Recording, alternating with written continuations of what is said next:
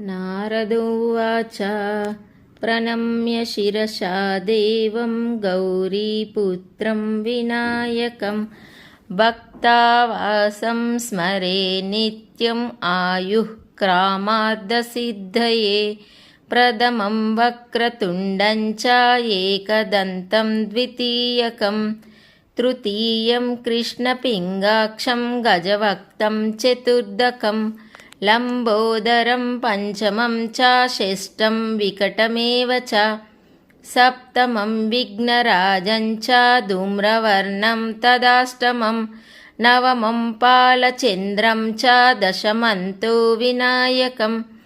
एकादशं गणपतिं द्वादशं तु गजाननं द्वादशैतानि नामानि त्रिसन्ध्यं यः पठेत् नरः न च विघ्नभयं तस्य सर्वसिद्धि।